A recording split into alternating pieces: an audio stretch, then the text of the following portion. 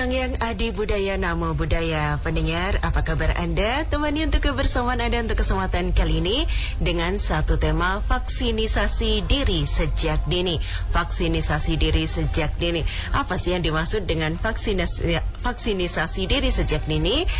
Akan kita tanyakan pada narasumber berikut. Beliau Mas Arya Wamsa Franky MA, Deputi Yayasan Pendidikan Meta Surabaya, dan beliau juga seorang motivator. Oke, kita sapa Namo Sang Yang Adi Budaya Namo Budaya Mas Franky. Namo Budaya Mbak Dina. Aduh, ketemu lagi semua. Yes. Dari Surabaya ini ya. Iya. Oke, Mas Franky, kabarnya tetap sehat, tetap semangat ya, walaupun sudah musim hujan nih. Udah musim hujan, betul. Oke. Baik Mas, mungkin yang jadi penasaran orang nih, apa sih yang dimaksud dengan vaksinisasi diri sejak dini? Karena juga sudah kita upload di Instagramnya Pro1 nih, apa yang dimaksud? Silakan. Oke, terima kasih Mbak Dina. Saya juga ingin menyapa para pemirsa yang ada di rumah atau di jalan yang sedang mendengarkan RRI ya, Pro1 ya. Betul. 91.1 betul ya. Betul, iya. Iya. Semoga kita semua dalam keadaan sehat, terutama sehat rohani. Ini penting sekali ya, Mbak Dina, karena sehat rohani itu ternyata lebih sulit obatnya. Karena vaksinisasi yang saya maksud ini tentu saya mengambil judul ini karena negara atau dunia sedang ribut ini bicarain vaksinisasi atau vaksin ya. Bahkan ada negara yang ingin menguasainya semua, sehingga nanti katanya kalau tidak salah ada vaksin dari negara Paman Sam itu, kalau dirupiahkan itu bisa 500.000 katanya. Nah, hari ini kita nggak bicara vaksin corona atau COVID-19, tapi kita bicara vaksin ke batin kita atau rohani kita. Dari kata dasar vaksin itu sendiri, saya lihat di KBBI, Kamus Besar Bahasa Indonesia, itu artinya ada bibit penyakit yang dilemahkan, lalu dimasukkan ke dalam tubuh, kemudian tubuh bereaksi, memunculkan imun. Nah, itu ceritanya vaksin ya, Mbak Dina ya. Nah, bagaimana dengan kaitannya dengan vaksin batin ini? Nah, vaksin batin itu siapa yang bibit penyakit dalam kehidupan ini ya? Bibit penyakit apa yang membuat hidup kita ini menjadi menderita ya? Maka penting sekali sebelum kita bicara vaksin, kita harus tahu apakah hidup kita saat ini menderita atau tidak. Karena Mbak Dina, bicara pentingnya vaksin, biasanya orang kan akan lihat, kenapa harus vaksin, ya kan? Aku nggak sakit, toh sakitnya apa yang bikin aku harus vaksin? Nah, begitu ya Mbak Dina ya. Oke, kayak kita corona COVID-19 ini kan, orang akan berebutan vaksin. Kenapa? Mereka takut. Ya, mereka tahu penyakit ini dahsyat, mematikan, buat sesak nafas. Kalau sudah mati, kalau wafat, ya tidak boleh dikunjungi keluarganya. Rasanya penderitaannya makin besar. Nah, untuk sedihnya double gitu ya. Iya, sebelum kita menemukan atau bicara vaksin lebih jauh tentang vaksin batin ini atau vaksin diri kita harus tahu dulu, harus ada sebuah pertanyaan yang dijawab. Apakah hidup ini menderita atau tidak? Apakah hidup ini membosankan atau tidak? Apakah hidup ini perlu diperbaiki atau tidak? Apakah hidup ini perlu dinamika atau tidak? Apakah hidup ini sudah cukup begini-begini saja atau tidak? Nah, ini Mbak Dina. Oke, sebelum saya lanjut, saya pengen mungkin ada pertanyaan nih Mbak Dina dari teman, dari pemirsa, atau dari Mbak Dina sendiri. Iya, karena kadang-kadang kalau ini berkaitan dengan penyakit hati nggak sih sebenarnya? Bisa. Iya, kadang-kadang kalau penyakit hati ini bisa bermacam-macam ya, emosi-emosi yang negatif, kemudian pikiran yang buruk, apalagi juga di masa COVID-19 yang belum berakhir begitu. Itu kadang mudah muncul gitu. Nah, meredamnya gimana dong, Mas Franky? Iya, betul. Nah, yang paling penting kalau dalam Buddha mengajarkan, Buddha Dhamma mengajarkan, atau Buddha Gotama mengajarkan bahwa yang paling penting adalah kita harus kenal dulu. Kita kenal kalau itu penderitaan. Kita kenal itu emosi negatif hadir dan membuat saya susah. Ya, itu kata kunci pertama, kenalan dulu. Nah, ini penting, Mbak Dina. Kadang banyak orang sakit tapi dia nggak ngerti kalau dia sakit. Banyak orang gila tapi nggak ngerti dia gila. Banyak orang buat kegiatan atau buat sesuatu yang buat orang lain susah, dia nggak ngerti. Nah, ini jadi penyakit yang tidak bisa disembuhkan. Karena apa? Karena tidak bisa didiagnosa oleh diri kita sendiri. Nah, ini. Jadi kalau kita sekarang COVID ini, menurut saya Mbak Dina, tidak akan berakhir. Mungkin hanya mereda. Mereda dalam arti ini karena ada vaksin. Tetapi yang jelas kita akan berdampingan atau hidup bersama COVID-19. Karena persis seperti HIV, SARS, ya, MERS, itu semua masih ada di dunia ini. Cuman bisa dikendalikan karena vaksin tadi, ya. Oleh karena itu kita tidak boleh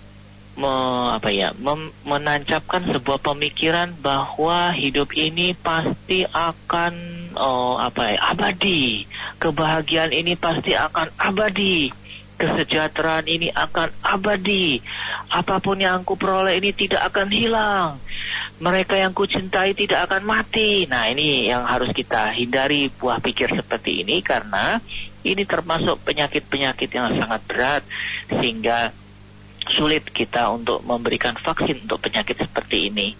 Maka tadi pertanyaan dari Mbak Dina, emosi negatif apapun yang kita muncul dari pikiran kita, kata kuncinya kenali dulu. Kalau sudah kenal, nah perlahan-lahan kita akan bisa munculkan itu sebagai vaksin kita. Ini saya stop sampai sini dulu nih. Gimana Mbak Dina? Baik. Ada yang mulai berespon pemirsa kita? Coba ya kita angkat untuk yang sudah bergabung dalam Penyuci Jiwa Buddha. Selamat petang. Selamat petang. Nah, ada Mbah Bodo. Ini Mbah Bodo di Sindurejan yang sudah lama menghilang. Jakarta. Oke. Ingin kenal dengan motivator kita. Gitu ya. Paling hebat. Begini pertanyaan saya. Iya. Kalau di dalam kehidupan sehari-hari, mungkin vaksin ini adalah sebuah latihan, cobaan yang bertubi-tubi di dalam kehidupan kita.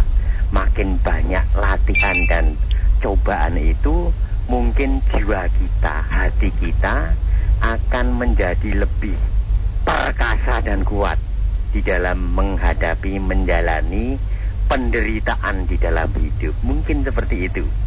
Kalau vaksin COVID yang sebenarnya mungkin adalah karena itu bibit penyakit yang dilemahkan, disuntikan, dan kita mendapat imunitas juga untuk melawan COVID itu.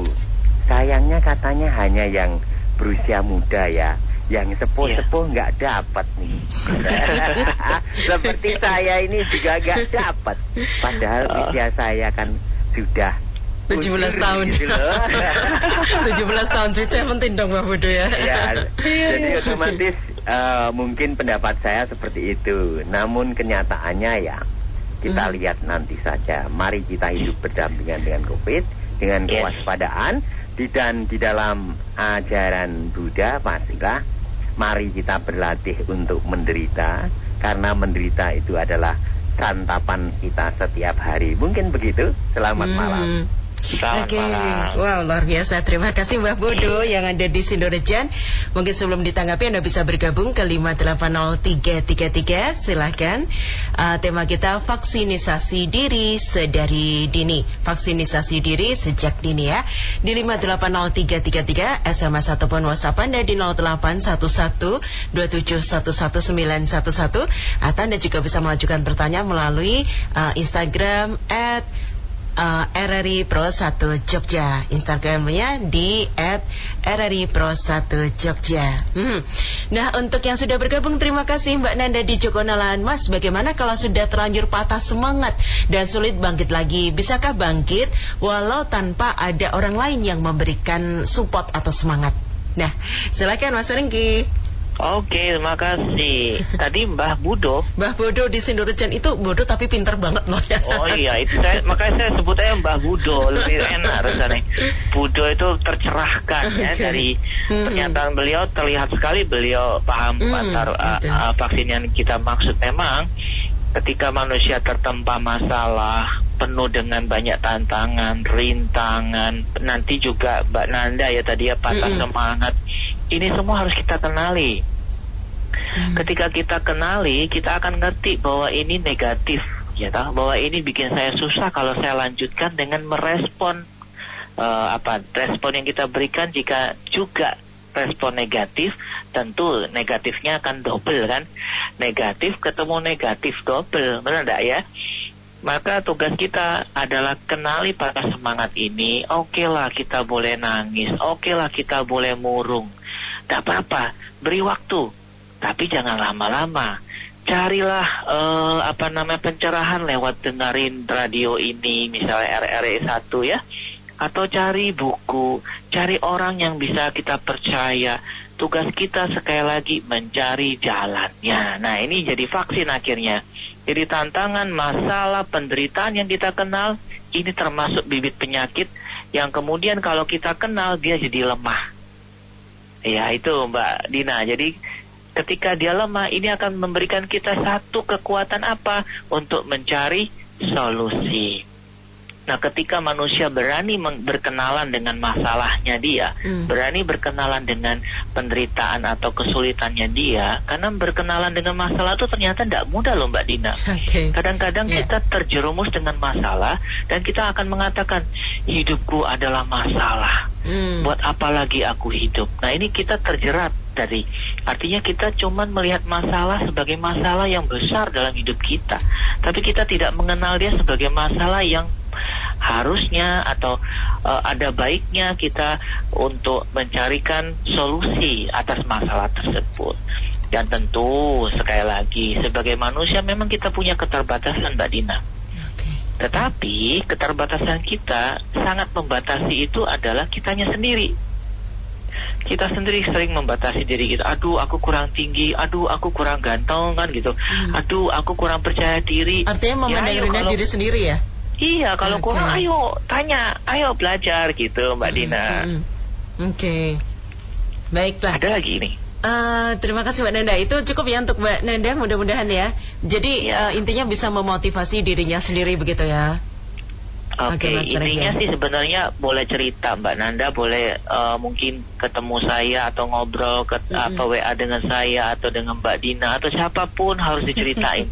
Karena kalau kita tidak cerita masalah kita tidak akan tahu jalan selesainya. Kadang-kadang Mbak Dina paham, misalnya kita kecemplung ke lumpur ya Mbak Dina.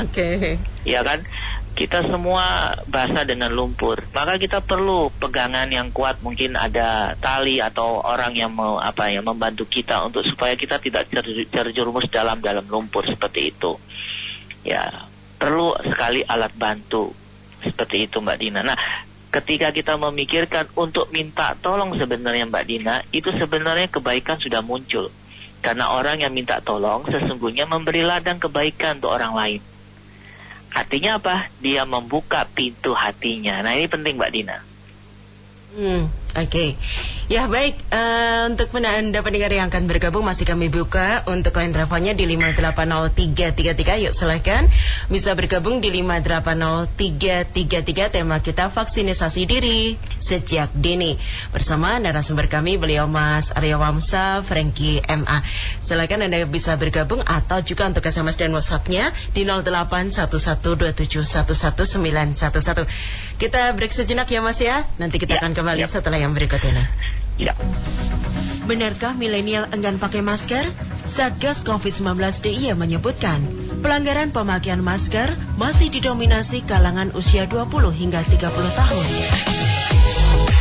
Banyak keluhan memakai masker membuat sesak napas. Sebagian berdalih tidak terbiasa menggunakan masker, bahkan menganggap COVID-19 ini hanya permainan belaka. Sadarkah kita, tidak memakai masker di tempat umum membahayakan diri kita dan orang lain?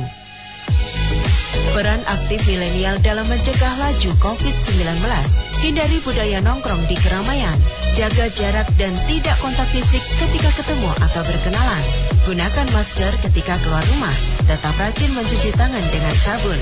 Teman milenial tentu piawai dengan gadget untuk beraktivitas. Kita tidak pernah tahu efek jangka panjang bila terkena virus ini. Sebelum terinfeksi, yuk pakai masker.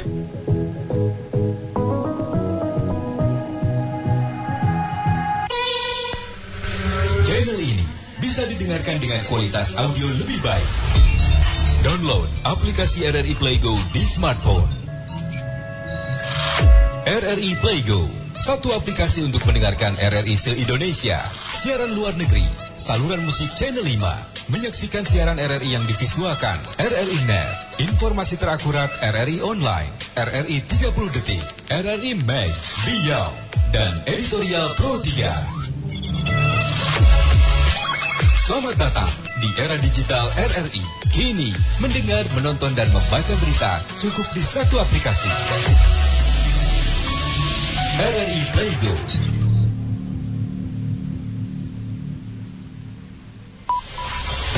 (91,1) Pro 1 RRI Yogyakarta, kanal inspirasi. Oke, pendengar, masih kebersamaan kita dengan satu tema vaksinisasi diri sedari dini ya. Vaksinasi diri sejak dini bersama beliau Mas Aryo Wamsa, Frankie MA. Mas Frankie masih bersama saya ya? Yes. Oke, untuk SMS ataupun WhatsApp yang sudah bergabung di kesempatan kali ini, ya terima kasih. Dan silakan juga untuk yang akan bergabung untuk line teleponnya, saya nantikan di 5803333 ataupun juga untuk SMS dan WhatsAppnya di 081127119111. Oke, terima kasih untuk Ibu Nani yang ada di Cakal KM5 nih Mas. Nah, tips bagaimana ya tips untuk menjadi pribadi yang ulet dan tangguh khususnya bagi anak muda begitu. Ini mau disampaikan pada putra-putrinya Bu Nani. Oke, terima kasih Bapak Heru di Kusmanegara. Menjaga semangat agar tidak gampang naik turun Mas. Kadang saat ini mungkin bersemangat sebentar, kemudian kendor hanya karena ada masalah kecil, moodnya jadi hilang. Lalu bagaimana mengatasi? Mungkin dua ditanggapi lebih dulu. Silakan Mas Fargi. Ya. Baik, terima kasih dengan Mbak Nani dan Pak Heru ya. Iya, baik. Mbak Nani dan Pak Heru mungkin ada kemiripan pertanyaannya, bahwa kita perlu ulet dan tangguh dan menjaga semangat supaya tetap on terus gitu ya. Nah, yang perlu kita perhatikan bahwa kita ini manusia yang memang dalam Buddha itu menyatakan bahwa manusia ini memang makhluk yang rentan ya. Maksudnya rentan, mereka itu kita ini mempunyai kebiasaan buruk. Salah satunya adalah keserakahan, kebencian, dan kemalasan. Dari situ maka kita tentu akan naik turun dalam kehidupan ini. Seperti saya, Mbak Dina, mungkin juga semua banyak orang secara wajar mengalami naik turun kehidupan, khususnya memacu semangat. Tetapi kita bisa mengupayakan supaya semangat kita sih kalau turun tidak turun-turun banget gitu ya. Kalau bisa naik gitu ya. Jadi grafiknya itu seperti kita mendaki puncak gunung seperti itu. Caranya bagaimana? Caranya adalah semangat untuk terus berbuat baik. Karena ternyata berbuat baik itu mengingatkan kita bahwa kita ini satu memang belum sempurna. Kedua, kita semangat untuk berbagi. Nah, ketika orang punya semangat ingin berbagi, biasanya dia pun akan semangat untuk membuat dirinya itu lebih semangat. Kenapa? Karena dia tahu hidup itu penting, hidup itu punya makna, itu penting sekali ya. Kenapa kita menjadi malas, nggak semangat? Karena kita melihat hidup itu sempit, terus hanya itu aja. Dan kalau kita merasa gagal, kadang-kala karena harapan kita terlalu besar gitu ya. Mulailah dari harapan yang mulai kecil, makin lama makin besar. Maka kata orang, bagus kalau kita menanam dari kecil, bukan kita mencangkok. Katanya kita sudah belajar biologi juga ya, tanaman yang dicangkok itu cenderung memang cepat tumbuh besar buahnya gitu ya, tapi akarnya tidak kuat ya gitu. Maka kita mulai dari menanam yang kecil, dari akar, tidak apa-apa, orang lain besar tidak apa-apa, toh kita yang penting tetap tumbuh. Nah ini menjadi pribadi yang tumbuh itu penting sekali dalam kehidupan ini, karena sekali lagi kita bukan karbitan, jangan jadi buah karbitan. Nah, untuk Mbak Nani, supaya kita ulet semangat tuh bagaimana? Kita harus ketemu konflik, bukan buat konflik ya. Kita harus ketemu konflik. Supaya kita ketemu konflik, gimana dinamika hidup kita harus luwes. Harus sering ketemu orang, dalam arti ketemu orang ini dalam arti untuk mengembangkan usaha atau mengembangkan pengetahuan, kontak dengan sosial, kemudian aktif berorganisasi, baik organisasi sosial atau organisasi berbayar. Jadi kalau di promosi pekerjaan kita siap seperti itu. Jadi siap artinya gini, selalu suka dengan tantangan, bukan menghindar dengan tantangan, gitu Mbak Dina. Wow, ini menarik ya. Nah, sudah ditanggapi langsung untuk Ibu Nani dan juga Pak Heru di Kesumanegara, begitu ya Mas? Iya, betul. Oke, terima kasih untuk yang sudah bergabung. Dari Doni yang ada di Kondomanan katanya, maaf Mas, saya mau tanya ke narasumber, kalau hati merasa selalu sumpek bagaimana mengatasinya ya? Dari Doni di Kondomanan, silakan. Oke. Hati sumpek itu salah satu mungkin ciri kalau kita memang terlalu padat dalam bekerja, terlalu padat dengan rutinitas, atau sekali lagi kemungkinan besar memang sekali lagi masalah besar manusia itu adalah harapan yang besar, tetapi kenyataan tidak sebesar harapan. Jadi selalu begitu masalah kita selalu seperti itu. Oleh karena itu ketika hati kita sumpek, sekali lagi kita harus mengenalinya, itu penting. Nah, sekarang kan Mas Doni sudah mengenali, sudah bagus sekali. Maka kalau sudah kenal, kita amati apakah perasaanku nyaman kalau dengan hati sumpek ini. Apakah hati sumpek ini harus aku pelihara sehingga aku tidak nyaman hidupnya? Toh nggak harus. Oh oke, kalau nggak harus berarti harus apa? Aku harus riang. Oh bagaimana aku lagi sumpek supaya riang? Oke, hati sumpek ditinggal dulu. Lakukan sesuatu yang kita suka. Hobi kita apa ya? Kalau suka naik sepeda, lagi musim toh Mbak Dina ya, lagi musim naik sepeda ya. Ya kita bisa naik sepedaan. Terus hati sumpek kadang-kadang karena kekasih yang tidak berbalik ya, istilahnya cinta lempar sembunyi tangan istilahnya ya. Cinta kita tidak berbalik misalnya, atau cinta setepuk ada istilahnya gitu ya. Nah kalau begitu ya sudah, kita harus membuka diri sekali lagi, buka peluang untuk yang lain, dan mungkin sejenak kita rehat dulu, lakukan hal yang kita suka, amati sekali lagi. Kalau kita berlama-lama ini akan buat kita susah, dan kalau tidak mau susah kita harus pelan-pelan melepasinya, melepasi hati yang sumpek ini ya. Karena kita yang tahu, kita yang lakukan. Jangan sampai kita jadi budak dari perasaan negatif kita, seperti itu. Nah itu oke. Untuk Mas Doni yang ada di Kondomanan, mudah-mudahan puas. Tampaknya 2 WhatsApp yang bergabung. Terima kasih dari Pak Yanto di Sayegan, Sleman. Jadi ingat nama-nama jalan di Jogja Mas. Iya. Pak Yanto di Sayegan, Sleman, bagaimana mengisi hidup ya biar bisa bermanfaat bagi diri sendiri dan orang lain. Nah yang satu ini agak seram. Mbak Yesi di Sleman, kadang mudah marah kalau ada masalah, bahkan ke orang di dekat kita terkena getahnya. Waduh, berarti kalau lagi marah nggak deket-deket gitu ya. Oke, silakan Mas. Baik, Mas Yanto, untuk mengisi hidup supaya bermakna paling penting adalah mengembangkan cinta dulu untuk diri kita. Kenapa? Banyak orang bermasalah karena dia tidak mencintai sungguh-sungguh dan atas hidupnya. Kenapa orang bisa tidak mencintai atas hidupnya? Karena sering membandingkan dirinya dengan orang lain dan membuat dirinya menjadi berpikiran kecil dan negatif terhadap dirinya sendiri. Itu artinya dia tidak mencintai dirinya, tapi lebih cinta ke orang lain. Maka munculkan dulu cinta dari dalam. Ketika kita sudah mencintai dari dalam, tentu kita akan menjadi pribadi yang tumbuh.